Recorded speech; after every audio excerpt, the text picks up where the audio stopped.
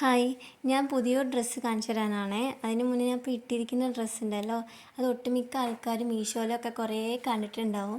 അപ്പോൾ അതിൻ്റെ ഞാൻ കുറച്ച് രൂപമാറ്റം വരുത്തിയിട്ട് ഇപ്പോൾ കംഫർട്ടായ രീതിക്ക് എനിക്ക് ഇടാൻ പറ്റിയ രീതിക്ക് ആക്കി വെച്ചിട്ടുണ്ടാണ് കേട്ടോ. അതിൻ്റെ എലാസ്റ്റിക്കൊക്കെ കുറേ റിമൂവ് ചെയ്തിട്ടുണ്ട്. അപ്പോൾ ഇതാണ് നമ്മളെ ഡ്രസ്സ് വന്നിട്ട്.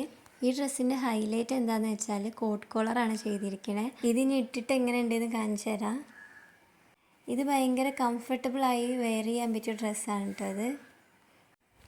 അത്യാവശ്യം ലൂസും അലവൻസും ഒക്കെ ഇൻക്ലൂഡ് ചെയ്തിട്ട് ചെയ്ത ഡ്രസ്സാണ്.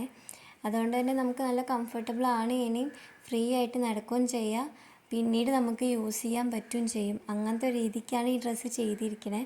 പിന്നെ ഇതിൻ്റെ ഫ്രണ്ടിൽ ഷോ ബട്ടണൊന്നും ഇപ്പോൾ തൽക്കാലം വെച്ചിട്ടില്ല, അതിന് വെക്കണം.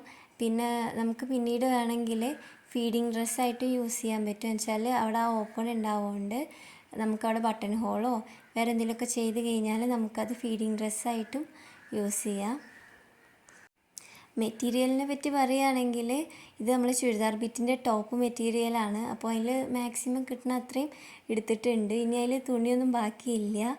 അപ്പോൾ ഇങ്ങനെ ആരെങ്കിലുമൊക്കെ ചെയ്യുന്ന ആൾക്കാരുണ്ടെങ്കിൽ കമൻറ്റ് ചെയ്യണേ. എൻ്റെ ഈ വീഡിയോ ഇഷ്ടമായിട്ടുണ്ടെങ്കിൽ അല്ലെങ്കിൽ എൻ്റെ ഡ്രസ്സ് ഇഷ്ടമായിട്ടുണ്ടെങ്കിൽ എല്ലാവരും സപ്പോർട്ട് ചെയ്യണേ. Thanks for watching.